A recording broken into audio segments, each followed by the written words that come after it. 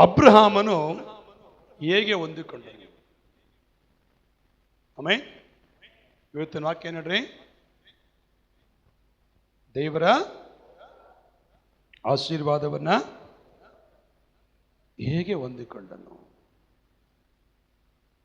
ಕರ್ತನ ಪರಿಶುದ್ಧ ನಾಮಕ್ಕೆ ಸ್ತೋತ್ರವಾಗಲಿ. ಅಬ್ರಹಾಮನು ಬಹಳ ನಮ್ಮೆಲ್ಲರಿಗೆ ಮೂಲ ಪಿತೃ ಅಂತ ಗೊತ್ತು. ಅಬ್ರಹಾಮನ ಬಗ್ಗೆ ತುಂಬ ಜನರಿಂದ ವಾಕ್ಯ ಕೇಳಿಸ್ಕೊಂಡಿದ್ದೇವೆ. ತುಂಬ ಸಾರಿ ನಾವು ವಾಕ್ಯವನ್ನ ಓದಿದ್ದೇವೆ. ನಿಮ್ಮೊಟ್ಟಿಗಿದ್ದು ಕಾರ್ಯ ಮಾಡಲು ಶಕ್ತನಾಗಿದ್ದಾನೆ. ದೇವರ ನಾಮಕ್ಕೆ ಸ್ತೋತ್ರ.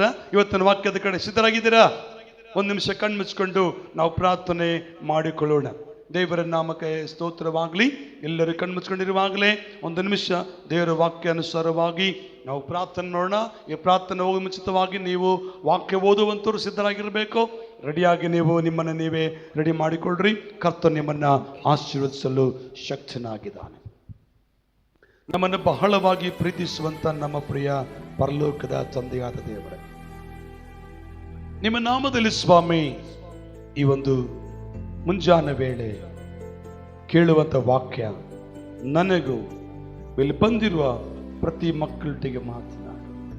ಎಲ್ಲರೂ ಕಣ್ಣು ಮುಚ್ಕೊಂಡು ಪ್ರಾರ್ಥನೆ ಮಾಡೋಣ.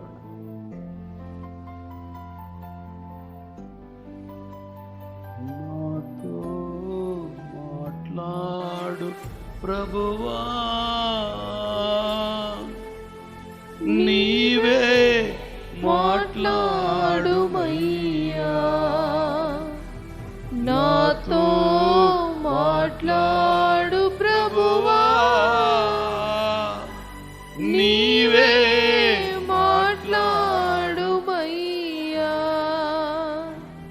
నీవు పలికితే నాకు మేలయ్యా, నీవు పలికితే నాకు మేలయ్యా. నీ దర్శనమే నాకు చాలయ్యా, నీ దర్శనమే నాకు చాలయ్యా. నాతో మాట్లాడు, నీవే మాట్లాడు. నీ వాక్యమే నన్ను బ్రతికించేది, నా వేదనలో నెమ్మదినిచ్చేది. నీ వాక్యమే నన్ను నడిపించేది, అయ్యా నా వేదనలో నెమ్మదినిచ్చేది. నీవు పలికితే,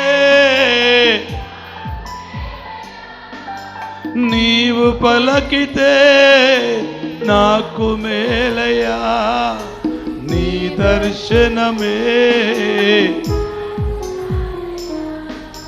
నీ దర్శనమే నాతో మాట్లాడు, నీవే. Come on. నాతో మాట్లాడు,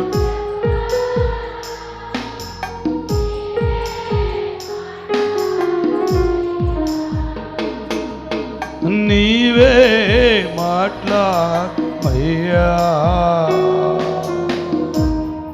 ನಮ್ಮನ್ನು ಬಹಳವಾಗಿ ಪ್ರೀತಿಸುವ ನಮ್ಮ ಪ್ರಿಯ ಪರಲೋಕದ ತಂದೆ, ಈ ಮುಂಜಾನೆ ವೇಳೆ ಸ್ವಾಮಿ ನಿನ್ನ ವಾಕ್ಯವನ್ನು ಕೇಳಿಸಿಕೊಳ್ಳಲು ನಮಗೆ ಕೊಟ್ಟ ಸೌಭಾಗ್ಯಕ್ಕಾಗಿ ಸ್ತೋತ್ರ.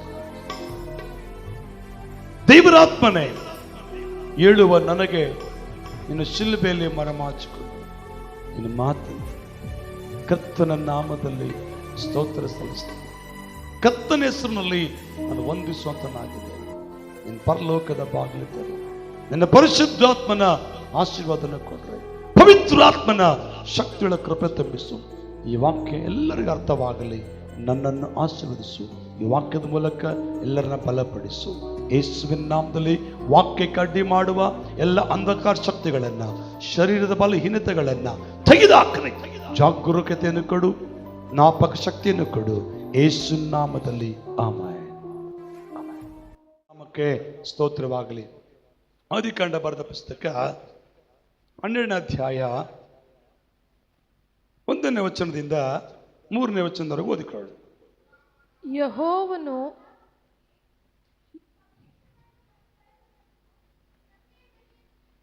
ಇಲ್ಲಿ ನೋಡ್ತೇವೆ ಅಬ್ರಹಾಮನು ಹೇಗೆ ಆಶೀರ್ವಾದ ಹೊಂದಿಕೊಂಡನು. ಇವತ್ತಿನ ವಾಕ್ಯ ಏನಂದ್ರೆ ಅಬ್ರಹಾಮನು ಹೇಗೆ ಆಶೀರ್ವಾದ ಹೊಂದಿಕೊಂಡ, ಹೆಂಗ್ ಹೊಂದಿಕೊಂಡ ಆಶೀರ್ವಾದ. ಕೆಲವು ಸಾರಿ ನಮಗೆ ಡೌಟ್ ಬರ್ಬೋದಲ್ವಾ, ಆಶೀರ್ವಾದ ಇವನು ಹೆಂಗ್ ಬಂತು. ಈಗ ಏನಾದರೂ ಒಂದು ಮನೇಲಿ ಒಂದು ವಸ್ತು ತಗೊಂಬಂದ್ರೆ ಈ ವಸ್ತು ಹೆಂಗ್ ಬಂತು ಯೋಚನೆ ಮಾಡಲ್ವಾ. ಹಾಗೇನೆ ಅಬ್ರಹಾಮನು ಆಶೀರ್ವಾದ ಹೊಂದಿಕೊಳ್ಳಬೇಕಂದ್ರೆ ಏನ್ ಮಾಡ್ದ. ಅಲ್ಲಿನ ವಾಕ್ಯ ಓದಿದ ಮೇರೆಗೆ ನಮಗೇನಾದ್ರೂ ಅರ್ಥವಾಯ್ತು ಅಂದ್ರೆ ಆ ವಾಕ್ಯದಲ್ಲಿ ಅಬ್ರಹಾಮನು ದೇವರ ಮಾತಿಗೆ ವಿಧೇಯನಾದನು.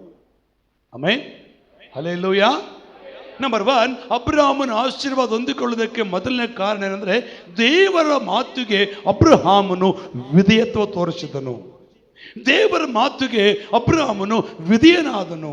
ಅಬ್ರಹಾಮನಿಗೆ ದೇವರು ಹೇಳ್ತಾನೆ, ನೀನು ಸ್ವದೇಶವನ್ನು ಬಂದು ಬಳಗವನ್ನು ತಂದೆಯ ಮನೆಯನ್ನು ಬಿಟ್ಟು ನಾನು ತೋರಿಸುವ ದೇಶಕ್ಕೆ ಹೊರಟು ಹೋಗು ಅಂತ ಹೇಳ್ತಾನೆ.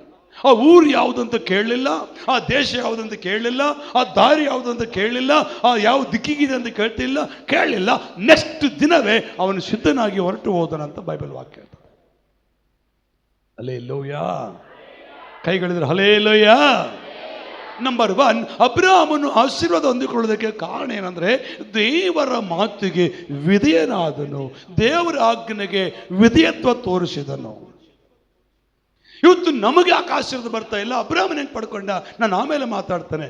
ಗಮನಿಸ್ರಿ, ಈಗ ಮಾತಾಡೋ ಮಾತಂದ್ರೆ ಅಬ್ರಹಾಮನು ಆಶೀರ್ವಾದ ಹೊಂದಿಕೊಳ್ಳೋದಕ್ಕೆ ಮೊದಲನೇ ಕಾರಣ ವಿಧೇಯತೆ. ಯಾರೆಲ್ಲ ವಿಧೇಯರಾಗ್ತಾರೋ ಅವರಿಗೆಲ್ಲ ದೇವರು ಖಂಡಿತವಾಗಲು ಆಶೀರ್ವಾದವನ್ನ ಕೊಡುವವನಾಗಿದ್ದಾನೆ. Amen, hallelujah. ನಿಜರು ಹಲ್ಲೆಲೂಯಾ. ಅಬ್ರಹಾಮನ ಆಶೀರ್ವಾದ ಹೊಂದಿಕೊಳ್ಳೋ ಕಾರಣ ಏನಡ್ರಿ, ವಿಧೇಯನಾದನು. ಯಾವುದು ವಿಧೇಯನಾದನಂತೂ ಹೆಂಗೆ ವಿಧೇಯನಾದನ ವ್ಯಕ್ತಿ ಅಂದ್ರೆ ಅಲ್ಲಿ ಅಪ್ಪ ಇದ್ದಾನೆ, ಅವರು ಬಂಧು ಬಳಗಿದ್ದಾರೆ, ಅವ್ರ ಕುಟುಂಬಸ್ಥರಿದ್ದಾರೆ, ನೆರೆಯವರಿದ್ದಾರೆ, ಯಾರನ್ನೋ ಕೇಳಬೇಕು ನೋಡೋಣ ಎಂಬುದಾಗಿ ಯೋಚನೆ ಅಬ್ರಹಾಮ ಮಾಡಲಿಲ್ಲ. ಹೇಳಿದ ಮರುದಿನವೇ ಎದ್ದು ಹೊರಟು ಹೋದನು. Amen, hallelujah, hallelujah. ಕರ್ತನಿಗೆ ಸ್ತೋತ್ರವಾಗಲಿ. ಅಬ್ರಹಾಮನು ಆಶೀರ್ವಾದ ಹೊಂದಿಕೊಳ್ಳೋದಕ್ಕೆ ಮೊದಲನೇ ಕಾರಣ ವಿಧೇಯತೆ. ಸಾಮ್ಯೇಲನ ಬರೆದ ಪುಸ್ತಕದಲ್ಲಿ ನೋಡ್ತೇವೆ, ದೇವರು ವಿಧೇಯತ್ವಕ್ಕೆ ಮೆಚ್ಚುವಷ್ಟು ಯಜ್ಞ ಹೋಮಗಳಿಗೆ ಕೂಡ ಮೆಚ್ಚುವುದಿಲ್ಲ.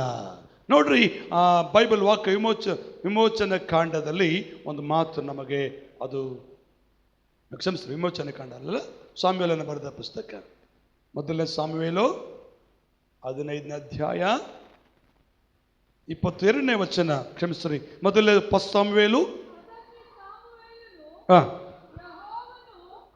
ವಿಧೇಯತ್ವಕ್ಕೆ ಮೆಚ್ಚುವಷ್ಟು ಯಜ್ಞ ಹೋಮಗಳಿಗೆ ಮೆಚ್ಚುತ್ತಾನೋ. ಓಕೆ, ಯಜ್ಞವನ್ನು ಅರ್ಪಿಸುವುದಕ್ಕಿಂತ ಮಾತು ಕೇಳುವುದು ಉತ್ತಮವಾಗಿದೆ. ಓಕೆ, ಟಗರುಗಳ ಕೊಬ್ಬಿಗಿಂತ ವಿಧೇಯತ್ವವು ವಿಶೇಷವಾಗಿದೆ. ವಿಧೇಯತ್ವ ವಿಶೇಷವಾಗಿದೆ.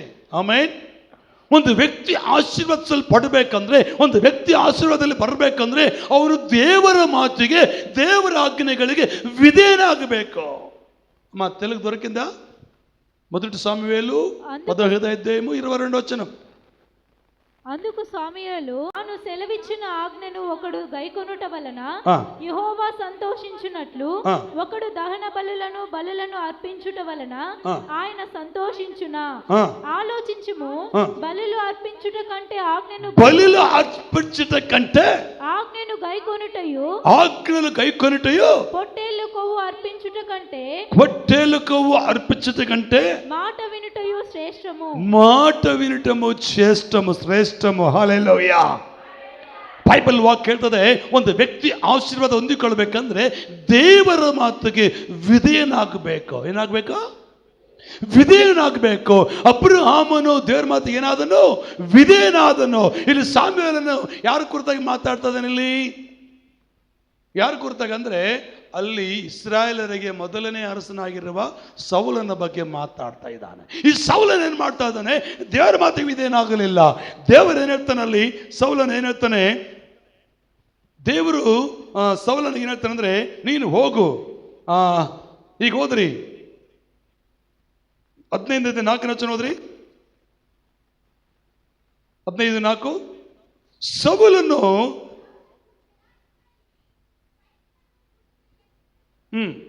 ಹೇಳ್ತಕ್ಕಂಥ ಮಾತೇನಂದ್ರೆ, ನೀನು ಅಮಲೇಕರ ಮೇಲೆ ಯುದ್ಧ ಮಾಡಿ ಎಲ್ಲರನ್ನು ಸರ್ವನಾಶ ಮಾಡು ಅಂತ ಹೇಳಿ ದೇವರು.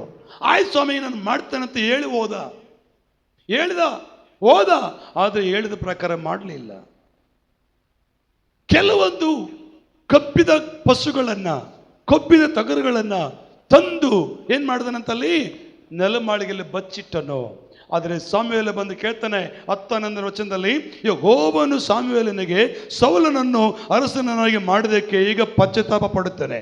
ಅವನು ನನ್ನನ್ನು ಬಿಟ್ಟುನು ನನ್ನ ಆಜ್ಞೆಗಳನ್ನು ನೆರವೇರಿಸುವುದಿಲ್ಲ ಎಂದು ಹೇಳಲು ಸಾಮುವೇಲನು ಕೋಪಗೊಂಡು ರಾತ್ರಿ ಎಲ್ಲ ಅವನಿಗೆ ಮೊರೆ ಇಟ್ಟನು. ಅವನು ಬೆಳಗ್ಗೆ ಎದ್ದು ಸೌಲನನ್ನು ನೋಡುವುದಕ್ಕೆ ಹೊರಟಾಗ ಅವನಿಗೆ ಸೌಲನು ಕರ್ಮೇಲಿಗೆ ಹೋಗಿ ಅಲ್ಲಿ ತನಗೋಸ್ಕರ ಒಂದು ಜ್ಞಾಪಕ ಸ್ತಂಭವನ್ನು ನಿಲ್ಲಿಸಿ ಅಲ್ಲಿಂದ ಗಟ್ಟ ಹಿಡಿದು ಗಿಲ್ಗಾಲಿಗೆ ಹೋಗಿ ಅಲ್ಲಿ ತನಗೋಸ್ಕರ ಒಂದು ಜ್ಞಾಪಕ ಸ್ತಂಭವನ್ನು ನಿಲ್ಲಿಸಿ ಅಲ್ಲಿಂದ ಗಟ್ಟ ಇಳಿದು ಗಿಲ್ಗಾಲಿಗೆ ಹೋದನೆಂಬ ವರ್ತಮಾನವು ಬಂದದರಿಂದ ಸಾಮುವೇಲನು ಅಲ್ಲಿಗೆ ಹೋದನು.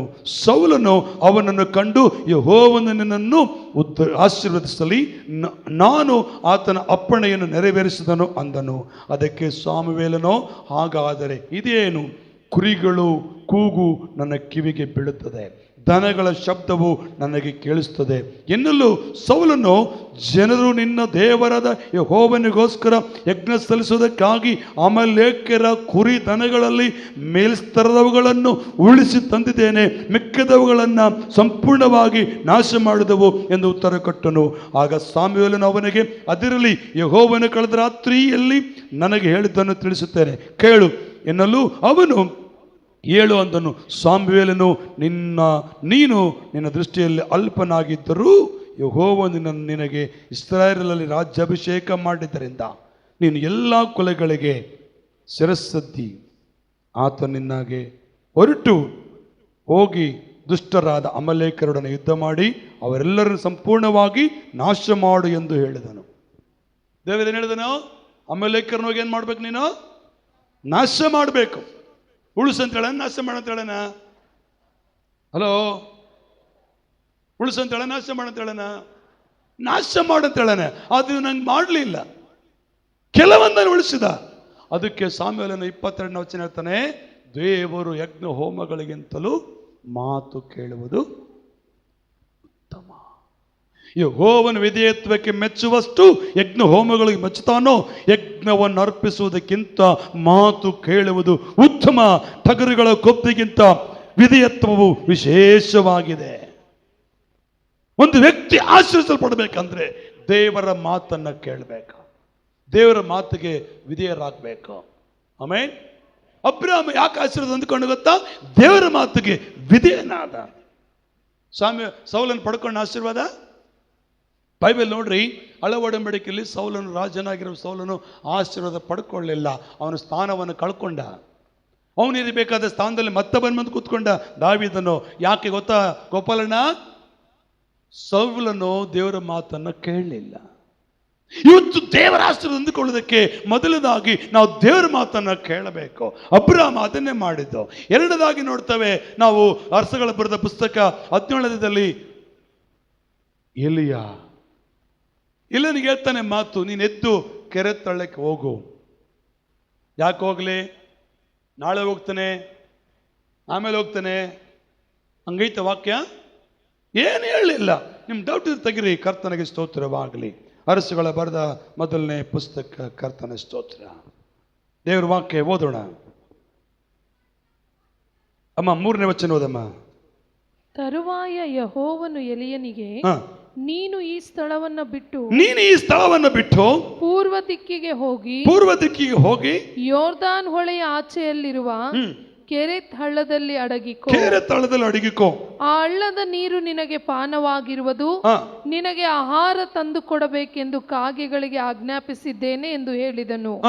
ಅವನು ಯೆಹೋವನ ಅಪ್ಪಣೆಯಂತೆಯೇ ಯೋರ್ದಾನಿನ ಪೂರ್ವ ದಿಕ್ಕಿನಲ್ಲಿರುವ ಕೆರೆತ್ ಹಳ್ಳದಲ್ಲಿ ವಾಸಿಸಿದನು. ಕರ್ತನಿಗೆ ಸ್ತೋತ್ರವಾಗಲಿ. ನಾಳೆ ಹೋಗ್ತೀನಿ, ನಾಡ್ದು ಹೋಗ್ತಾನೆ ಅಂತ ಹೇಳಿನಲ್ಲಿ ಎಲಿಯನ್ನು ನೋಡುದಾದ್ರೆ ದೇವರ ಮಾತಿಗೆ ವಿಧೇಯನಾದನು. ಅಬ್ರಾಮ ದೇವರ ಮಾತಿಗೆ ವಿಧೇಯನಾಗಿದ್ದಕ್ಕಾಗಿ ಆಶೀರ್ವಾದ ಹೊಂದಿಕೊಂಡ. ಅದೇ ರೀತಿಯಲ್ಲಿ ಎಲಿಯನು ಕೂಡ ದೇವರ ಮಾತನ್ನು ಕೇಳ್ತಾ ಇದ್ದಾನೆ. ನೀನು ಹೋಗು ಕೆರೆ ತಳ್ಳಕ್ಕಂತ ಹೇಳಿದ ಕೂಡಲೇ ನಾನು ಹೋಗ್ತೇನೆ ಎಂಬುದಾಗಿ ಆ ಕ್ಷಣವೇ ಎದ್ದು ಹೊರಟು ಹೋದನು. ಕರ್ತನಿಗೆ ಸ್ತೋತ್ರವಾಗಲಿ. ದೇವರ ವಾಕ್ಯ ಹೇಳ್ತದೆ, ಆಶೀರ್ವಾದ ಯಾವಾಗ ಬರಲಿಕ್ಕೆ ಸಾಧ್ಯ ಅಂದರೆ ನಾವು ದೇವರ ಮಾತಿಗೆ ವಿಧೇಯರಾಗಿ ನಡೆದಾಗ. ಯಾಕೆ, ಏನು, ಎತ್ತ ಇವೇನು ಪ್ರಶ್ನೆ ಮಾಡಲಿಲ್ಲ ಅಬ್ರಹಾಮನು. ಎಲಿಯನು ಕೂಡ ಹಂಗೆ ಪ್ರಶ್ನೆ ಮಾಡೋದಂತ ಐತಲ್ಲ ವಾಕ್ಯ. ಇತ್ತು ಹೊರಟು ಹೋದಂತ ಐತ, ಹೋಗಿಲ್ಲ ಅಂತ ಹೇಳ್ತದ ವಾಕ್ಯ. ಹೇಳ್ತದೆ ಸ್ಪಷ್ಟವಾಗಿ. ಅಲ್ಲಿ ನೋಡೋದಾದ್ರೆ, ತರುವಾಯ ಯೆಹೋವನು ಎಲಿಯನಿಗೆ, ನೀನು ಈ ಸ್ಥಳವನ್ನು ಬಿಟ್ಟು ಪೂರ್ವ ದಿಕ್ಕಿಗೆ ಹೋಗಿ ಯೋರ್ದಾನ ಹೊಳೆಯ ಆಚೆಯಲ್ಲಿರುವ ಕೆರೆತ್ ಹಳ್ಳದಲ್ಲಿ ಅಡಗಿಕೋ. ಆ ಹಳ್ಳದ ನೀರು ನಿನಗೆ ಪಾನವಾಗಿರುವುದು, ನಿನಗೆ ಆಹಾರ ತಂದು ಕೊಡಬೇಕೆಂದು ಕಾಗೆಗೆ ಆಜ್ಞಾಪಿಸಿದ್ದಾನೆ ಎಂದು ಹೇಳಿದನು. ಅವನು ಯೆಹೋವನ ಅಪ್ಪಣೆಯಂತೆ ಯೋರ್ದಾನಿನ ಪೂರ್ವ ದಿಕ್ಕಿರುವ ಕೆರೆತ್ ಹಳ್ಳದಲ್ಲಿ ವಾಸ ಮಾಡಿದನು. ಯೆಹೋವನ ಅಪ್ಪಣೆಯಂತೆ ನಾಳೆ ಹೋಗ್ತೀನಿ, ನಾಡ್ದು ಹೋಗ್ತೀನಿ, ಏನನ್ನ ಮಾತಾಡೋಣ.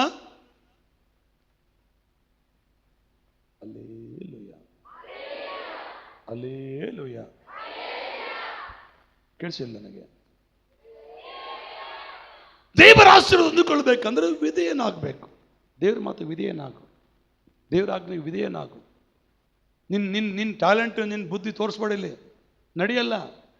ದೇವರ ಮಾತಿಗೆ ವಿಧೇಯನಾಗಿ ನಡೆಯುವುದಾದರೆ ಆ ವಿಧೇಯತ್ವ ನಿನ್ನ ಕುಟುಂಬವನ್ನು ಆಶೀರ್ವಾದ ಹಂತಕ್ಕೆ ತೆಗೆದುಕೊಂಡು ಬರುತ್ತದೆ. Amen, hallelujah. ಮತ್ತೆ ಎರಡನೇದಾಗಿ ಅಬ್ರಾಮನ ಹೆಂಗ ಆಶೀರ್ವಾದ ಹೊಂದಿಕೊಂಡ? ಆದಿಕಾಂಡ ಬರೆದ ಪುಸ್ತಕ 15ನೇ ಅಧ್ಯಾಯಕ್ಕೆ ಬರೋಣ. ಈಗ ಅಬ್ರಾಮನ ಆಶೀರ್ವಾದ ಹೊಂದಿಕೊಳ್ಳಕ್ಕೆ ಎರಡನೇ ಕಾರಣ ಏನು ಗೊತ್ತಾ? ಆದಿಕಾಂಡ ಬರೆದ ಪುಸ್ತಕ 15ನೇ ಅಧ್ಯಾಯ 6ನೇ ವಚನ ಓದಿಕೊಳ್ಳೋಣ. అతడు యెహోవాను నమ్మెను, ఆయన అది అతనికి నీతిగా ఎంచబడెను. ದೇವರಿಗೆ ಸ್ತೋತ್ರವಾಗಲಿ. ಎರಡನೇದಾಗಿ ಅಬ್ರಾಮನ ಆಶೀರ್ವಾದ ಹೊಂದಿಕೊಳ್ಳಕ್ಕೆ ಎರಡನೇ ಕಾರಣ ಏನು ಗೊತ್ತಾ? ಭಾಗ್ಯಮ್ಮ ಇವತ್ತು ಒಳಗೆ ಬಂದಿಯಾ? ಎರಡನೇದಾಗಿ ದೇವರ ಮೇಲೆ ಸಂಪೂರ್ಣವಾಗಿ ನಂಬಿಕೆ ಇಟ್ಟಂತೆ. ಹೆಂಗೆ ನಂಬಿಕೆ ಇಟ್ಟ? ಸಂಪೂರ್ಣವಾಗಿ, ಅರ್ಧಂಬರ್ಧ ನಂಬಲಿಲ್ಲ. ಬೈಬಲ್ ವಾಕ್ಯ ಹೇಳ್ತದೆ, ಅಬ್ರಾಮನು ದೇವರನ್ನ ಹೇಗೆ ನಂಬಿದ್ದಾನಂದ್ರೆ ಸಂಪೂರ್ಣವಾಗಿ ದೇವರ ಮೇಲೆ ನಂಬಿಕೆ ಇಟ್ಟ. ಅರ್ಧಂಬರ್ಧ ನಂಬಿಕೆ ಇಡಲಿಲ್ಲ, ಅಮ್ಮನ ಅನುಮಾನ ಪಡಲಿಲ್ಲ, ಅಪನಂಬಿಕೆ ಪಡಲಿಲ್ಲ, ಮತ್ತು ಏನೋ ಬೇರೆ ಆಲೋಚನೆ ಮಾಡಲಿಲ್ಲ. ಹೌದು, ಕರ್ತನು ಹೇಳಿದ್ದನ್ನ ಮಾಡ್ತಾನೆ. ಸಂಪೂರ್ಣವಾದ ನಂಬಿಕೆ. Hello, hallelujah, hallelujah. ಹೊಸ ಒಡಂಬಡಿಕೆಯಲ್ಲಿ ಪೇತ್ರನಿಗೂ ನಂಬಿಕೆ ಇಟ್ಟ. ಯಾವ ಸಂದರ್ಭದಲ್ಲಿ ಗೊತ್ತಾ? ಯೇಸು ಸ್ವಾಮಿ ನೀರಿನ ಮೇಲೆ ನಡ್ಕೊಂಡು ಬರ್ತಿರುವಾಗ ಏನು ಮಾಡಿದನು? ನೀನು ನಾನು ದೇವರಾಗಿದ್ದರೆ ನೀನು ನೀರಿನ ಮೇಲೆ ನಡೀತಾ ಇದೆಯಲ್ಲ, ನಾನಗೂ ನಡೀಲಿಕ್ಕೆ ಶಕ್ತಿ ಕೊಡು ಅಂತಂದ. ಸಂಪೂರ್ಣ ನಂಬಿಕೆ ಇಟ್ಟ. ಬಾಪ ಅಂತ ಸ್ವಾಮಿ ಕರೆದ. ಗೊತ್ತಾ ಸ್ಟೋರಿ? ಕರೆದುಕೊಳ್ಳಿ ಅದೇನು ಮಾಡಿದನು? ಬಂದ ಇನ್ನು ಹತ್ರ ಬಂದ ಏನು ಮಾಡಿದನು ಅವನು? ಯಾರು ಅಂದ್ರಲ್ಲ, ಅನುಮಾನ ಪಟ್ಟ. ಥ್ಯಾಂಕ್ ಯು ನಿಲ್ಲಮ್ಮ. ಏನು ಮಾಡಿದನು? ಅನುಮಾನ ಪಟ್ಟ. ಏನಾದನು ಅವನು? ನೀರಿನಲ್ಲಿ ಮುಳುಗಲಿಕ್ಕೆ ಪ್ರಾರಂಭ ಮಾಡಿದ. ಕಾರಣ ಅವನು ಸಂಪೂರ್ಣ ನಂಬಿಕೆ ಇದ್ದಿದ್ದಕ್ಕಾಗಿ. ಆದರೆ ಅಬ್ರಾಮನಿಗೆ ಮಾಡಲಿಲ್ಲ. ದೇವರ ಮೇಲೆ ಸಂಪೂರ್ಣವಾಗಿ ನಂಬಿಕೆ ಇಟ್ಟನು. ದೇವರೇ ನನಗೆ ಆಶೀರ್ವಾದ ಮಾಡ್ತಾನೆ, ದೇವರು ನನಗೆ ಕೊಡ್ತಾನೆ, ದೇವರು ನನಗೆ ಮಾಡ್ತಾನೆ. ಈ ಸಂಪೂರ್ಣವಾದ ನಂಬಿಕೆ ಅಬ್ರಹಾಮನ ಕೊರತೆಯನ್ನ, ಅಬ್ರಹಾಮನ ಸ್ತುತಿಯನ್ನ, ಅಬ್ರಹಾಮನ ಪರಿಸ್ಥಿತಿಯನ್ನ ಕರ್ತನು ಬದಲಾಯಿಸಿದನು. ಚಪ್ಪಾಳೆ ಗಟ್ಟಿಯಾಗಿ ತಟ್ಟಬೇಕ.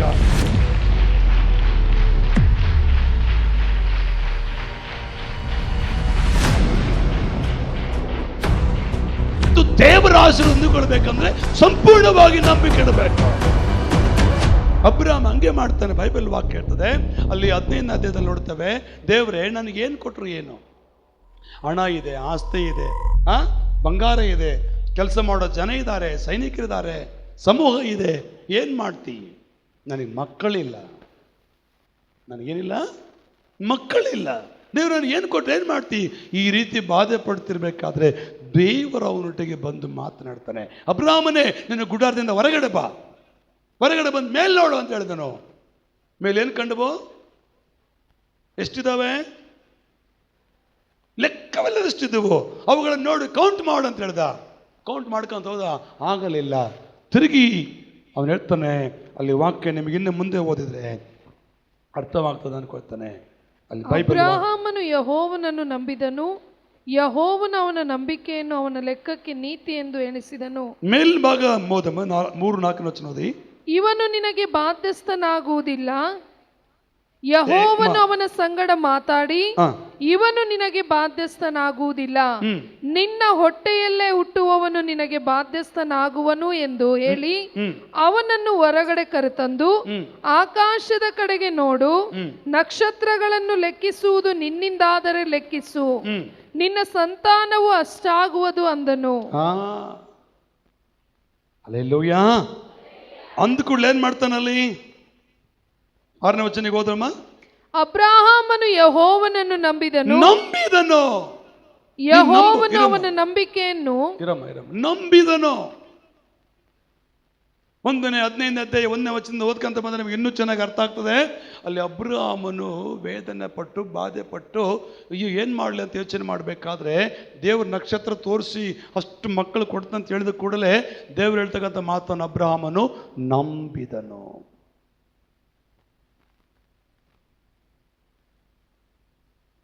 ಸ್ವಾಮಿ ಮತ್ತೊಂದು ಕುಟುಂಬಕ್ಕೆ ಹೋಗಿ ಹೇಳ್ತಾನೆ, ಹೊಸ ಒಡಂಬಡಿಕೆಯಲ್ಲಿ ಯೇಸು ಕ್ರಿಸ್ತನು ಯಾರ ಮನೆಗೆ ಹೋಗಿ ಹೇಳ್ತಾನೆ? ಏನು ಹೇಳ್ತಾನೆ?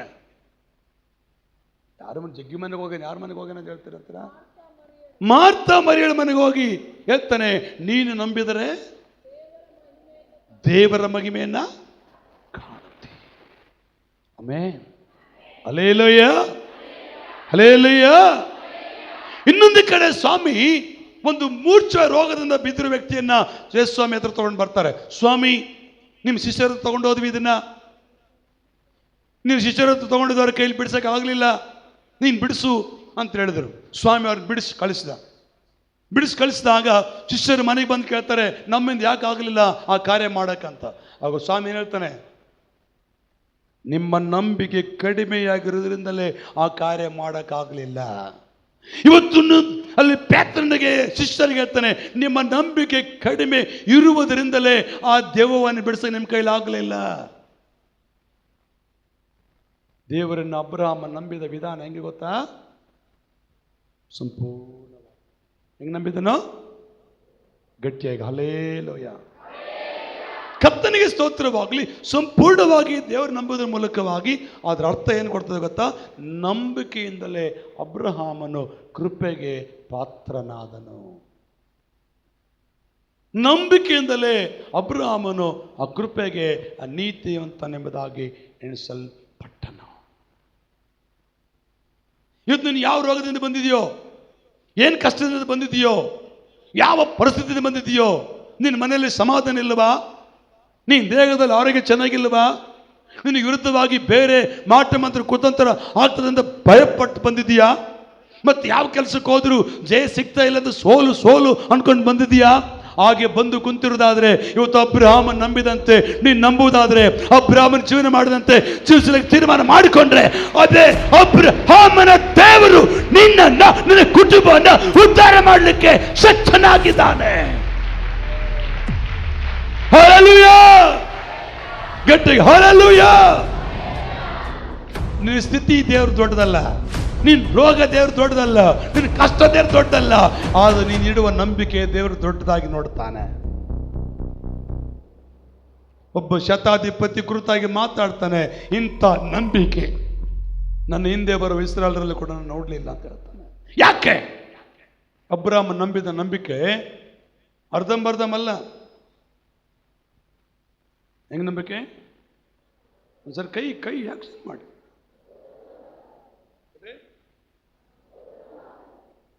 ಅರ್ಥ ಪೂರ್ತಿನ ಅರ್ಥನ ಹಿಂಗಂದ್ರೆ ನಮ್ಮ ದೇವರು ಅಬ್ರಹಾಮನು ಹೆಂಗ್ ನಂಬಿದ? ಅದನ್ನ ಆಕ್ಷನ್ ಮಾಡ್ಬೇಕು ಅಂಜೇನಪ್ಪ.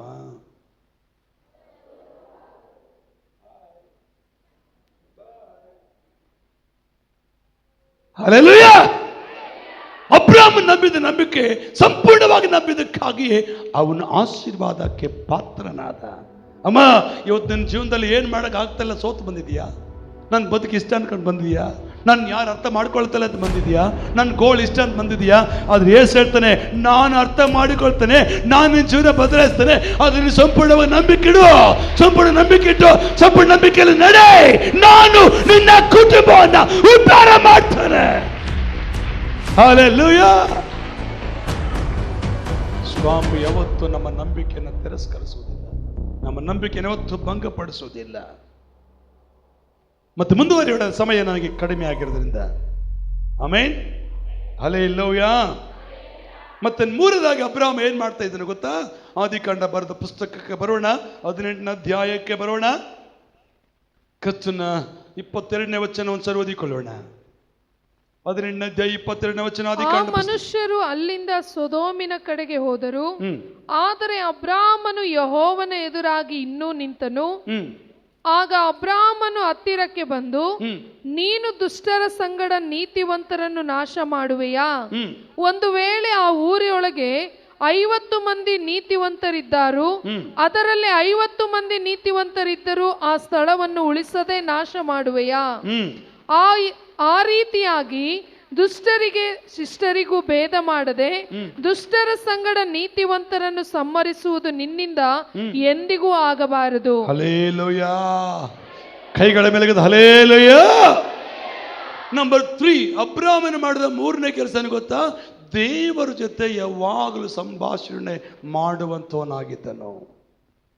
ತಿರುಗಿ ಹೇಳ್ತಾ ನೆನಪು ಮಾಡಿಕೊಳ್ಳ್ರಿ, ಅಬ್ರಾಹ್ಮನ ಆಶೀರ್ವಾದ ಹೊಂದಿಕೊಳ್ಳೋದಕ್ಕೆ ಮೂರನೇ ಕಾರಣ, ಮೂರನೇ ಕಾರ್ಯ ಆತನು ಮಾಡಿದ್ದೇನೆ ಗೊತ್ತಾ? ದೇವರ ಜೊತೆ ಯಾವಾಗಲೂ ಮಾತನಾಡುವವನಾಗಿದ್ದ, ಇಲ್ಲಾಂದ್ರೆ ದೇವರ ಜೊತೆ ಯಾವಾಗಲೂ ಸಂಭಾಷಿಸುವವನಾಗಿದ್ದ. ನಂಬರ್ 3, ಅಬ್ರಾಹ್ಮ ಆಶೀರ್ವಾದ ಹೊಂದಿಕೊಳ್ಳೋದಕ್ಕೆ ಈ ಕೆಲಸ ಮಾಡಿದನು. ಇಲ್ಲಿ ಯಾರಿಗಾಗಿ ಪ್ರಾರ್ಥನೆ ಮಾಡ್ತಾನೆ ಗೊತ್ತಾ? ಸೋದೋಮ್ ಗೊಮೋರ ಪಟ್ಟಣಕ್ಕಾಗಿ ಪ್ರಾರ್ಥನೆ ಮಾಡ್ತಾ ಇದ್ದಾನೆ. ಅಬ್ರಾಹ್ಮನ ಸಂಗಡ ದೇವರು ಮಾತಾಡ್ತಾ ಇದ್ದಾನೆ. ಅಲ್ಲಿ ಇನ್ನು ಹಿಂದಿನ ವಾಕ್ಯಕ್ಕೆ ನೋಡೋದಾದ್ರೆ, ಸೋದೋಮ್ ಗೊಮೋರ ಪಟ್ಟಣ ನಾಶ ಮಾಡಕ್ಕೆ ಹೋಗ್ತಾ ಇದ್ದೇವೆ, ಆದರೆ ಅಲ್ಲಿ ನನ್ನ ನಂಬಿದ ಮಗನೊಬ್ಬರಿದ್ದಾನೆ, ಅವನಿಗೆ ಹೇಳದೆ ಇರಬಾರದು. 16ನೇ ವಚನ ಓದ್ರಿ, ಅಲ್ಲಿ ನೋಡ್ತೇವೆ ನಾವು ಕರ್ತನ ವಾಕ್ಯ.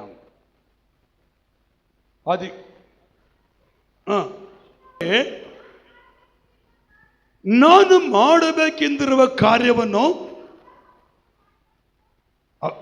ಅಬ್ರಹಾಮನಿಗೆ ಮರೆ ಮಾಡುವುದು ಸರಿಯೋ?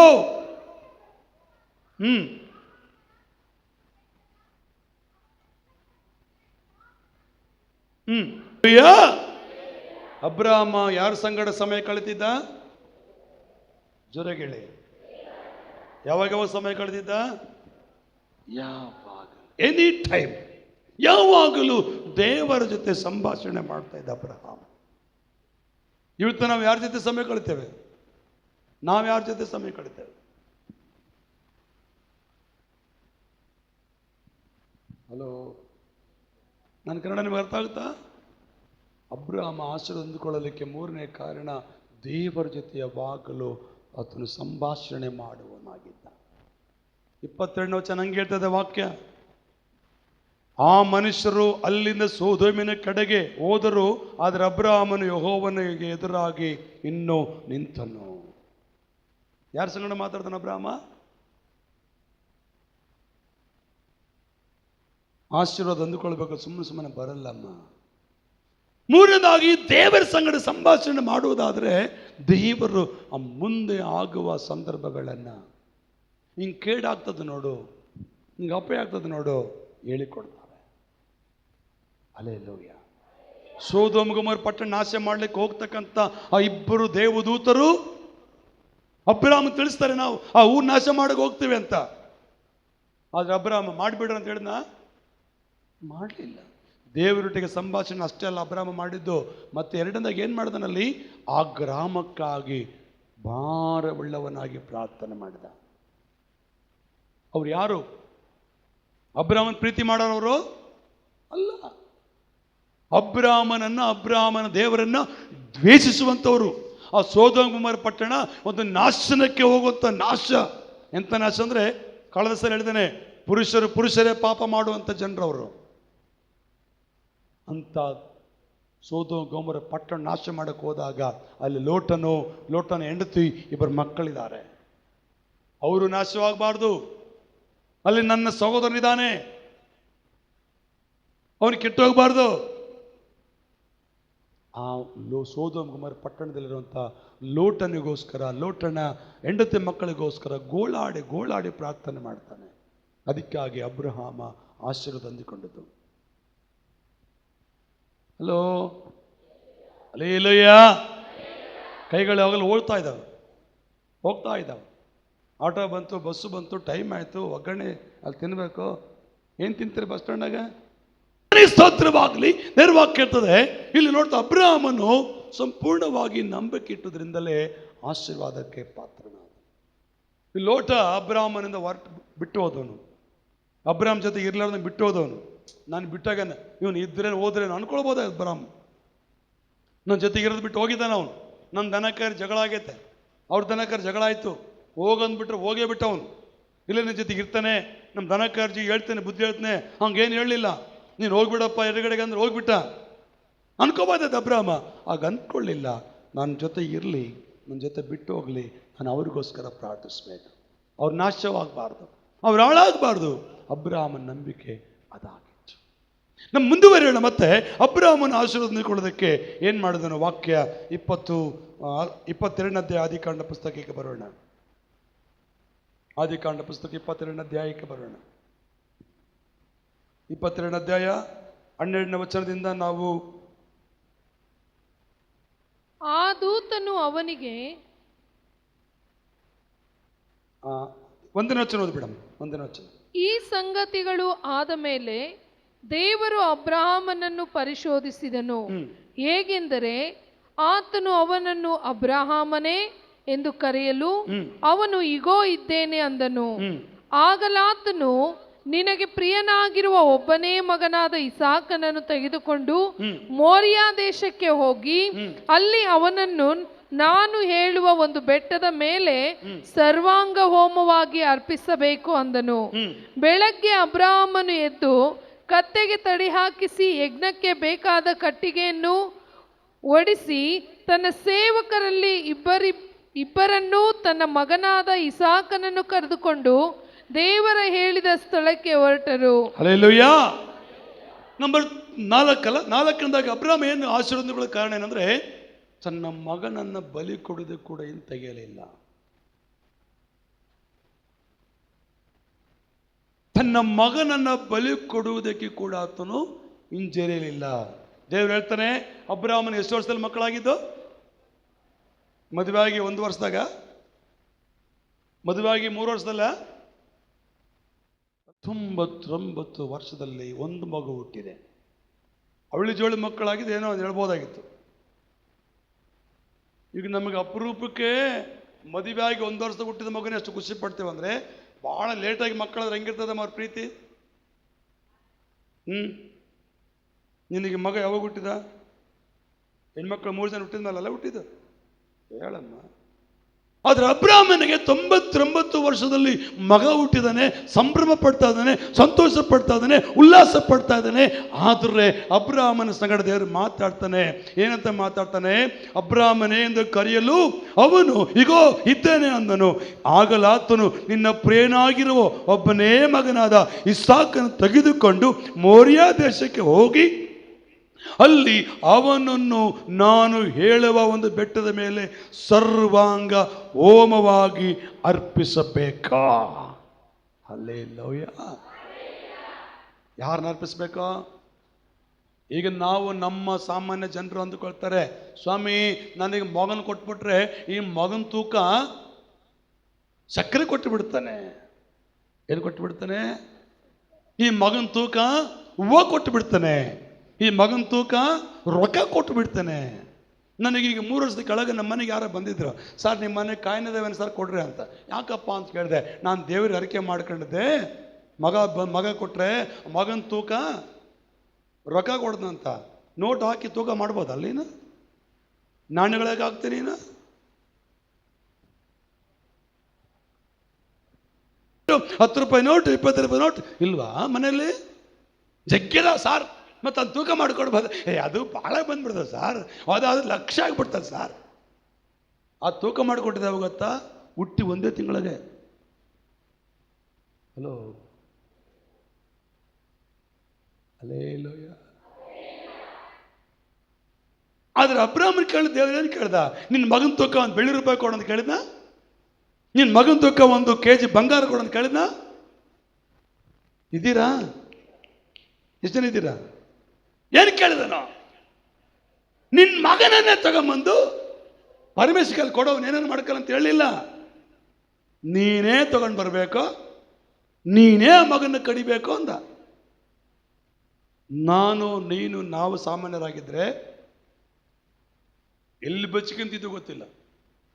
ದೇವ್ರಿಗೆ ಕಾಣ್ದಂಗ ಈ ಚರ್ಚೆ ಬೇಡ, ದೇವರು ಬೇಡ, ಸುಮ್ಮನೆ ಇದ್ದು ಬಿಡೋಣ ಕಟ್ಕಟ್ಟಿಲ್ಲ ಅಂತ. ಆದರೆ ಅಬ್ರಾಹ್ಮನ ವಾಕ್ಯ ಚೆನ್ನಾಗಿರ್ತದೆ. ಇವತ್ತು ರಾತ್ರಿ ಮಾತಾಡಿದಾನೆ, ಬೆಳಗ್ಗೆ ರೆಡಿ ಆದಂತೆ ಎತ್ಕೊಂಡು ಮಗನ್ನ. ಅದು ನಂಬಿಕೆ. ಅಲ್ಲೇಲೋಯ್ಯ. ಕೆಲವು ಸಾರಿ ದೇವರಿಗೆ ದೇವ್ರು ಹೇಳ್ತಾನೆ ಮನಸ್ಸಲ್ಲಿ, ಅದನ್ನು ಕೊಡು ಅಂತ. ಕೊಡ್ಲಾ ಬೇಡ, ಕೊಡ್ಲಾ ಬೇಡ. ನಾನು ಅತಿಶಯ ಪಡೋಕೆ ಹೇಳ್ತಿಲ್ಲ. ನನ್ನ ಕೈಯಲ್ಲಿ ಉಂಗುರಗಳಿದ್ದರೆ ಹಂಗೆ ಮಾಡ್ತಾನೆ. ಇದು ನಂದು ಇಟ್ಕೊಂಡೇನೆ. ಇದು ನಮ್ಮ ಅಪ್ಪ ನೆನಪು, ನಮ್ಮಪ್ಪ ಕೊಡಿಸಿದ್ದ. ನಮ್ಮಪ್ಪ ಇದ್ದಾಗ 3 ಉಂಗುರ ನನ್ನ ಕೈಯಲ್ಲಿ ಉಂಗುರ ಆಗಿದ್ದು. ಕಣ್ಣು ತಯಾರು ಮಾಡ್ಬೇಕಾದ್ರೆ ತಯಾರು ಬಂದರೆ ಕೊಟ್ಬಿಟ್ಟಿನಿ ಪಾಸ್ಗಳ ಕೈಯಲ್ಲಿ. ಎಷ್ಟು ಕೊಟ್ಬಿಟ್ಟೇನೆ? 3-4 ಕೊಟ್ಬಿಟ್ಟಿನಿ ಕೈಯಲ್ಲಿ. ಉಚ್ಕಿಡ್ತೇನೆ ನಿನಗೆ ಅಂತ ನಮ್ಮಪ್ಪ. ಅದನ್ನು ಕೊಡ್ಲಿದ್ರೆ ನನಗೆ ಉಂಗುರ ಬರ್ತಿದ್ದಿಲ್ಲ. ಹಲ್ಲೆಲೂಯ. ಅವಾಗ ಸ್ಟಾರ್ಟಿಂಗಲ್ಲಿ ನಮ್ಮಪ್ಪ 500 ರೂಪಾಯಿ ಸಂಬಳ ಬರ್ತಿತ್ತು. 500 ರೂಪಾಯಿ ಕೂಡಿಕೆ ಒಂದು ಉಂಗುರ ಮಾಡಿಸ್ಕೊಟ್ಟಾಗ ನಮ್ಮಪ್ಪ. ನಾನು ಉಂಗುರ ನನ್ನ ಕೈಗಿದ್ದು ಕೊಡ್ಲಿದ್ರೆ ನಮ್ಮ ಅಪ್ಪ ಕೊಡ್ತಿದ್ನ? ಇವಾಗ ನಮ್ಮ ಅಪ್ಪನ ಸುದ್ದಿ ಮಾತಾಡ್ತಿದ್ನ? ಹಲೋ, ನಾನು ಯಾಕೆ ಅಂತಂದ್ರೆ ದೇವರು ಕೇಳುವಾಗ ನೀನಿಂದ ಏನು ಕೊಡ್ಬೇಕು ಅನ್ಸೋದು ಕೊಡು, ಅದು ಬಚ್ಚಿಟ್ಕೋಬೇಡ, ಇಟ್ಕೋಬೇಡ. ದೇವರು ಅಬ್ರಾಹ್ಮನಿಗೆ ಹೇಳ್ತಾನೆ, ನಿನ್ನ ಮಗನ ತಂದು ಕೊಡು ಅಂತ. ಹೇಳಿದ ಕೂಡಲೇ ಹೆಂಡತಿಗೆ ಹೇಳಲಿಲ್ಲ, ಮಗನಿಗೆ ಹೇಳಲಿಲ್ಲ, ಎದ್ದು ಬೆಳಗ್ಗೆ ಹೊರಟು ಹೋದ. ಅಬ್ರಾಹ್ಮ ಆಶೀರ್ವಾದ ಹೊಂದಿಕೊಳ್ಳಕ್ಕೆ ಕಾರಣ ಅದೇ. ನಂಬರ್ 4, ಅಬ್ರಹಾಮನು ತನ್ನ ಮಗನನ್ನು ಅರ್ಪಿಸುವುದಕ್ಕೆ ಹಿಂತೆಗೆಯಲಿಲ್ಲ. ತೆಗೆದ್ನಾ? ಅಲ್ಲಿ ಕೆಳಗೆ ಓದ್ಕೊಂಡು ಬರ್ರಿ. ಅಪ್ಪ ಕಟ್ಟಿಗೆ ಉಂಟು, ಕತ್ತಿ ಉಂಟು, ಹೆಕ್ಕನಕ್ಕೆ ಬೇಕಾದ ಕುರಿಯಲ್ಲಿ ಅಂತ ಹೇಳಿದಾಗ ಅಲ್ಲಿ ಕೂಡ ಹೇಳ್ತಾನೆ, ನೀನೆಲ್ಲ ಮಗನ ಅಂತ ಹೇಳಿಲ್ಲ, ಆ ದೇವರೇ ಕೊಡ್ತಾನೆ. ಇವತ್ತು ನಮಗಿದೆಯಾ? ನಮಗಂತ ಯೋಚನೆ ಇದೆಯಾ? ಇದು ನನಗಿರ್ಬೇಕು, ನನ್ನ ಮಕ್ಕಳಿಗಿರ್ಬೇಕು, ನನ್ನ ಗಂಡಿಗಿರ್ಬೇಕು, ನನ್ನ ಹೆಂಡತಿಗಿರ್ಬೇಕು. ತಪ್ಪಲ್ಲ, ಇಟ್ಕೊಳ್ಳಿ. ದೇವರು ನಿಮಗೆ ಅನುಮತಿ ಕೊಟ್ಟರೆ ಅದನ್ನ ಬಚ್ಚಿಟ್ಕೋಬೇಡಿ. ದೇವರಿಗಾಗಿ ಕೊಡುವುದಕ್ಕೆ ಮುಂದೆ ಬರ್ರಿ. ಅಲ್ಲೇಲೂಯ. ಇದ್ರೆ ಒಂದು ಸರಿಕಟ್ಟಗಾಲಲ್ಲಿ ಹೇಳ್ರಿ. ನಂಬರ್ 4, ಅಬ್ರಾಹ್ಮನು ಆಶೀರ್ವಾದ ಹೊಂದಿಕೊಳ್ಳೋದಕ್ಕೆ ಕಾರಣ ಏನು ಗೊತ್ತಾ? ತನ್ನ ಮಗನನ್ನು ಬಲಿ ಕೊಡೋದಕ್ಕೆ ಕೂಡ ಅವನು ಹಿಂತೆಗೆಯಲಿಲ್ಲ. ನಾವು ಯಾಕೆ ಆಶೀರ್ವಾದ ಹೊಂದಿಕೊಳ್ತೇವೆ? ಜೋಬಲ್ ಕೈ ಹಾಕ್ತೇವೆ. ಕಾಣಿಕೆ ಹಾಕ್ಬೇಕಂದಾಗ ಮನಸ್ಸು ಹೇಳ್ತತೆ, ಹಾಕ್ಬಿಡು 500 ರೂಪಾಯಿ ಏನಾಗಲ್ಲ ಅಂತತೆ. 500 ರೂಪಾಯಿ ಚಿಕನ್ ತೊಗೊಂಡೋಗ್ಬೇಕು. ಅದ್ರಾಗ ಹಿಂಗೆ ಹೇಳ್ಕೊಂಡು 100 ರೂಪಾಯಿ ಹಾಕೋ, 500 ರೂಪಾಯಿ ಏನಾಗಲ್ಲ ಅಂತ ಮನಸ್ಸು ಹೇಳ್ತತೆ. 500 ರೂಪಾಯಿ ಹಾಕಿದ್ರಿಂದ ನಾನು ಹೆಂಡತಿ ಅದು ತಗಮ್ಮ ಅಂತ ಹೇಳಿದ್ಲ, ಅದಕ್ಕೇನು ಮಾಡ್ಬೇಕು ನಾನು? ಬೇಡ. ನನ್ನ ಕನ್ನಡ ನಿಮಗೆ ಅರ್ಥ ಆಗೋದು ಅನ್ಕೊಳ್ತಾನೆ. ಅದು ಮಾಡಬೇಡ. ದೇವರು ಹೇಳಿದ ಮಾತಿಗೆ ವಿಧೇಯತ್ವ ತೋರಿಸುವುದಾದರೆ ದೇವರು ನಿನಗೆ 4 ಪಟ್ಟು ಆಶೀರ್ವಾದವನ್ನು ಕೊಡಲಿಕ್ಕೆ ಆತನು ಶಕ್ತನಾಗಿದ್ದಾನೆ.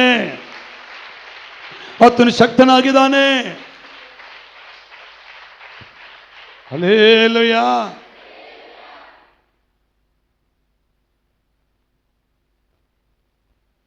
ನೀನೇನು ಮಾಡ್ತಾ ಇದೀಯ? ಯಾಕೆ ನಿನ್ನ ಕುಟುಂಬದಲ್ಲಿ ಆಶೀರ್ವಾದ ಇಲ್ಲ? ಯಾಕೆ ನಿನ್ನ ಜೀವನದಲ್ಲಿ ಆಶೀರ್ವಾದ ಇಲ್ಲ? ಯಾಕೆ ನೀನು ಅಂದುಕೊಂಡಿದ್ದ ಕಾರ್ಯ ಆಗ್ತಾ ಇಲ್ಲ? ನೀನು ದೇವರಿಗೆ ಅರ್ಪಿಸಬೇಕಾದ ಯಜ್ಞವನ್ನು ಅರ್ಪಿಸ್ತಾ ಇಲ್ಲ. ದೇವರಿಗೆ ಮಾಡಬೇಕಾದ ಕಾರ್ಯವನ್ನು ನೀನು ಮಾಡ್ತಾ ಇಲ್ಲ. ಮುಂದುವರಿಯೋಣ. ತುಂಬ ಇದ್ದ ವಿಷಯಗಳು ಹೇಳಲಿಕ್ಕೆ. ಇಬ್ರಿಯ ಬರೆದ ಪತ್ರಿಕೆ ಓದಿಕೊಳ್ಳೋಣ. 16ನೇ ಅಧ್ಯಾಯ 15ನೇ ವಚನ. ಇಬ್ರಿಯ 6:15. చదువమ్మా. ఆ మాట నమ్మి అతడు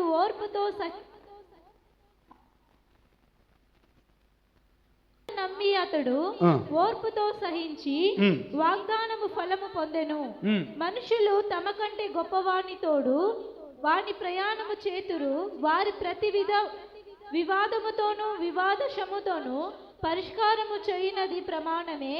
ఈ విధము దేవుడు తన సంకల్పము నిశ్చలమైనదని ఆ వాగ్దానమునకు వారసులైన వారికి మరీ నిశ్చయముగా కనపరచువలనని ఉద్దేశించిన వాడై తాను అబద్ధమాడు జాలని నిశ్చయమైన 2 సంగతులను బట్టి మన ఎదుట ఉంచబడిన నిరీక్షణ చేపట్టుటకు శరణగతులమైన మనకు బలమైన ధైర్యము కలుగునట్లు ప్రమాణము చేసి వాగ్దానమును దృఢపరచెను. చాలಮ್ಮ. ಕನ್ನಡದಲ್ಲಿ ಓದೋಣ. 6ನೇ ಅಧ್ಯಾಯ ಇಬ್ರಿಯ ಬರೆದ ಪತ್ರಿಕೆ 15ನೇ ವಚನ. ಆ ವಾಗ್ದಾನದ ಫಲಕ್ಕೋಸ್ಕರ ಅಬ್ರಹಾಮನು ಬಹು ದಿವಸ ಕಾದುಕೊಂಡಿದ್ದು ಆ ಫಲವನ್ನು ದೇವರ ಹೇಳಿದ ಹಾಗೆಯೇ ಹೊಂದಿದನು. 5ನೇದಾಗಿ ಅಬ್ರಹಾಮನು ಮಾಡಿದ ಕೆಲಸ ದೇವರು ಮಾಡಿದ ವಾಗ್ದಾನಕ್ಕೋಸ್ಕರ ಕಾದುಕೊಂಡಿದ್ದನು. ಹೆಂಗಿದ್ದನು? ತಾಳ್ಮೆ ಉಳ್ಳವನಾಗಿದ್ದನು. ದೇವರ ವಾಗ್ದಾನವನ್ನು ತಾಳ್ಮೆಯಿಂದ ಕಾದುಕೊಂಡಿದ್ದನು. ನಮಗೆ ಹಂಗಿಲ್ಲಮ್ಮ. ಅವಸರ ಅರ್ಜೆಂಟ್ ಆಗಿಬಿಡ್ಬೇಕಂದ್ರೆ ಆಗಿಬಿಡ್ಬೇಕು, ಬಂದ್ಬಿಡ್ಬೇಕಂದ್ರೆ ಬಂದ್ಬಿಡ್ಬೇಕು, ಹೋಗಿಬಿಡ್ಬೇಕಂದ್ರೆ ಹೋಗಿಬಿಡ್ಬೇಕು. ಹೌದು, ಅಷ್ಟೇ. ಈ ವಾದ ಇಟ್ಕೊಂಡಿಲ್ಲ ಅಬ್ರಹಾಮನಿಗೆ ದೇವರು ಎಷ್ಟು ವರ್ಷದಲ್ಲಿ ಮಾತನಾಡಿದನು? 75 ವರ್ಷದಲ್ಲಿರುವಾಗ. ಆದಿಕಾಂಡ ಪುಸ್ತಕದಲ್ಲಿ ನೋಡ್ತೇವೆ ನಾವು. 75 ವರ್ಷ ಇದ್ದಾಗ ದೇವರು ಆತನಿಗೆ ಹೇಳಿದನು, ನಿನಗೊಂದು ಮಗನ ಕೊಡ್ತೇನೆ, ನೀನು ಸ್ವದೇಶಕ್ಕೆ ಬಿಟ್ಟು ಬಂಧು ಬಳಗ ಬಿಟ್ಟು ನಾನು ತೋರಿಸಿದ ದೇಶಕ್ಕೆ ಬಾ ಅಂತ ಹೇಳಿದನು. ಆವತ್ತು 75 ವರ್ಷದಲ್ಲಿ ಹೇಳಿದ ಮಾತನ್ನು 99 ವರ್ಷ ಅಂದರೆ 100 ವರ್ಷ ಹತ್ತತ್ರ ಹೆಚ್ಚು ಕಡಿಮೆ 24 ವರ್ಷ ಕಾದು ಕೂತ್ಕೊಂಡಿದ್ದ. ಅಣ್ಣದಲ್ಲೇ ಪ್ರಶ್ನೆ ಮಾಡಿದ್ದು, ಮತ್ತಿನ್ನು ಎಲ್ಲಿ ಪ್ರಶ್ನೆ ಮಾಡಿದ್ದು ನಾನು ನೋಡಲ್ಲ. 15ನೇ ಅಧ್ಯಾಯದಲ್ಲೇ ಪ್ರಶ್ನೆ ಮಾಡಿದ್ದು ಅಬ್ರಹಾಮನು. ಇನ್ನೆಲ್ಲಿ ಪ್ರಶ್ನೆ ಮಾಡಲಿಲ್ಲ ದೇವರಿಗೆ. ಏನು ಕೊಟ್ಟರೆ ಏನು ಮಾಡ್ತೀವಿ ದೇವ್ರ ಅಂತ 15ನೇ ಅಧ್ಯಾಯದಲ್ಲಿ ಹೇಳ್ತಾನಷ್ಟೇ. ಅಲ್ಲಿಂದ ನಂಬಿದವನು 99 ವರ್ಷದವರೆಗೂ. ಇವತ್ತು ಆಶೀರ್ವಾದ ಹೊಂದಿಕೊಳ್ಬೇಕಂದ್ರೆ ನಿನಗೆ ತಾಳ್ಮೆ ಇರಬೇಕಲ್ಲ. ಏನಿರಬೇಕು? ಜೋರಾಗಿ ಹೇಳಿ, ಹಲ್ಲೆಲೂಯ. ಇನ್ನೊಂದು ಹಲ್ಲೆಲೂಯ ಶಬ್ದ, ಹಲ್ಲೆಲೂಯ. ಅಬ್ರಹಾಮನು ಮಾಡಿದ 5ನೇ ಕಾರ್ಯ ಏನಂದ್ರೆ ದೇವರು ಮಾಡಿದ ವಾಗ್ದಾನವನ್ನ ತಾಳ್ಮೆಯಿಂದ ಕಾದುಕೊಂಡಿದ್ದನು. ತಾಳ್ಮೆ ಬಹಳ ದೊಡ್ಡದು. ದೊಡ್ಡವರು ಅಂತಾರೆ ತಾಳುವವನೇ ಬಾಳ್ತಾನೆ. ಹೊಸ ಒಡಂಬಡಿಕೆ ಕೇಳ್ತದೆ, ಕಡೆಯವರೆಗೂ ತಾಳುವವನು ರಕ್ಷಣೆ ಹೊಂದುವನು. ಇವತ್ತು ತಾಳ್ಮೆ ನಮಗಿಲ್ಲ. ನಮಗೆ ಅರ್ಜೆಂಟ್ ಆಗ್ಬೇಕಷ್ಟೇ, ಅವಸರ ಆಗಬೇಕಷ್ಟೇ. ತಪ್ಪಲ್ಲ ನಿಮ್ಮ ಆಸೆ. ಆದರೆ ದೇವರ ವಾಗ್ದಾನಕ್ಕಾಗಿ ನಾವು ಕಾದುಕೊಂಡಿದ್ರೆ ದೇವರು ಶ್ರೇಷ್ಠ ವಾಗ್ದಾನ ಕೊಡುತ್ತಾನೆ. ದೇವರು ಶ್ರೇಷ್ಠವಾದನ್ನು ಕೊಡಲಿಕ್ಕೆ ಆತನು ಶಕ್ತನಾಗಿದ್ದಾನೆ. ಆಮೆನ್. ಎಲ್ಲಿದ್ದೀರಾ? ಎಲ್ಲಿದ್ದೀರಾ? ಹಲ್ಲೆಲೂಯ. ಈಗ ಹೇಳ್ರಿ, ಅಬ್ರಹಾಮ ಆಶೀರ್ವಾದಕೊಳ್ಳೋಕೆ ಕಾರಣ ನಂಬರ್ 1 ದೇವರ ಮಾತಿಗೆ ವಿಧೇಯನಾದನು. 2ನೇದಾಗಿ ದೇವರನ್ನು ಹೆಂಗೆ ನಂಬಿದನು?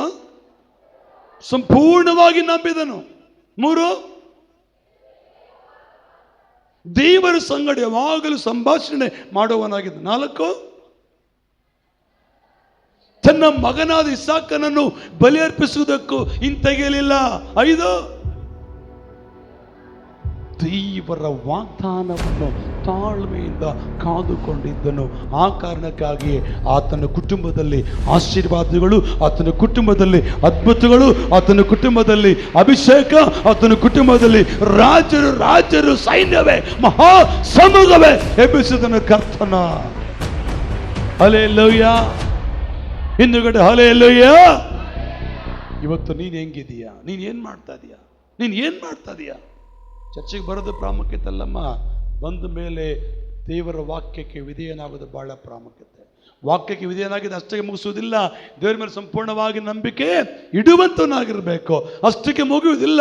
ನಿತ್ಯವೂ ನೀನು ಮುಂಜಾನೆನೋ ಮಧ್ಯಾಹ್ನನೋ ಸಂಜೆನೋ ರಾತ್ರಿನೋ ಮಧ್ಯರಾತ್ರಿನೋ ಎದ್ದು ದೇವರ ಹತ್ರ ಮಾತಾಡಬೇಕು. ಆ ಮಾತಾಡುವುದನ್ನೇ ಪ್ರಾರ್ಥನೆ ಅಂತ ಕರೆಯಲ್ಪಟ್ಟಿದೆ. ಹಲ್ಲೆಲೂಯಾ. ಆಮೇಲೆ 4ನೇದಾಗಿ ನೋಡ್ತೇವೆ, ನೀನು ದೇವರು ಒಂದು ವೇಳೆ ನಿನಗೆ ಪ್ರೇರೇಪಣೆ ಕೊಡುವುದಾದರೆ ಅದನ್ನ ಕೊಡಲಿಕ್ಕೆ ಇಂತಗೇಬೇಡ, ಕೊಡಲಿಕ್ಕೆ ಸಿದ್ಧನಾಗಿ ಬಾ. ನಿನಗೇನು ಪ್ರೇರೇಪಿಸಲ್ಪಡ್ತದೋ, ನಾನು ದೇವರ ಆಲಕ್ಕೆ ಇದನ್ನು ಮಾಡಬೇಕು ಅಂದ್ಕೊಂಡೇನೆ, ಕೊಡಲಾಬೇಡ, ಏನು ಮಾಡಲಿ ಹೆಂಗೆ ಮಾಡಲಿ ಅದು ಬೇಡ, ಯೋಚನೆ ಮಾಡಬೇಡ. ಇದನ್ನು ಒಂದು ಕೊಟ್ಟರೆ ದೇವರು ತಿರುಗಿ ಹೆಚ್ಚಾಗಿ ಕೊಡಲಿಕ್ಕೆ ಆತನು ಶಕ್ತಿ ಉಳ್ಳವನಾಗಿದ್ದಾನೆ. ಮುಂದೆ ಬಾ, ಕೊಡುವುದಕ್ಕೆ ಮುಂದೆ ಬಾ. ಇದು ಪಾಸ್ಟ್ ಹೇಳ್ತಾರಂತಲ್ಲ, ನಿನ್ನ ಆಶೀರ್ವಾದಕ್ಕಾಗಿ ನೀನು ಮುಂದೆ ಬರಬೇಕು. 5ನೇದಾಗಿ ದೇವರು ಹೇಳಿದ ಮಾತು ನೆರವೇರುವ ತನಕ ತಾಳ್ಮೆಯಿಂದ ಕಾದು ಕೂತಿರ್ಬೇಕು. ಹೆಂಗೆ ಕೂತಿರ್ಬೇಕು? ತಾಳ್ಮೆಯಿಂದ. ಇಷ್ಟೆಲ್ಲ ಫಲ ನಾನು ಒಂದೇ ದಿವಸದಲ್ಲಿ ಕಾಣಕ್ಕಾಗಿಲ್ಲಮ್ಮ. ವರ್ಷಗಳು ದಾಟಿ ಬಂದಿದ್ದ. ನಿನ್ನನ್ನು ಕೂಡ ದೇವರನ್ನು ಮಾಡ್ಲಿಕ್ಕೆ ಶಕ್ತನು. ಕಣ್ಮುಚ್ಕೊಂಡು ಪ್ರಾರ್ಥನೆ ಮಾಡು. ಇನ್ನು ತುಂಬ ವಿಷಯಗಳಿದ್ದಾವೆ, ಕಣ್ಮುಚ್ಕೊಂಡು ಪ್ರಾರ್ಥಿಸೋಣ. ಹೌದು, ಅಬ್ರಹಾಮನನ್ನು ಆಶೀರ್ವಾದ ಮಾಡಿದ ದೇವರೇ, ನನ್ನನ್ನು ಆಶೀರ್ವದಿಸು. ಅಬ್ರಹಾಮನ ಜೊತೆಯಲ್ಲಿ ಕಾರ್ಯ ಮಾಡಿದ ಕರ್ತನೆ, ನನ್ನ ಸಂಗಡ ಕೂಡ ನೀನು ಕಾರ್ಯ ಮಾಡು. ಸ್ತೋತ್ರ. ಮೊಣಕಲಾಗ್ತೀಯ.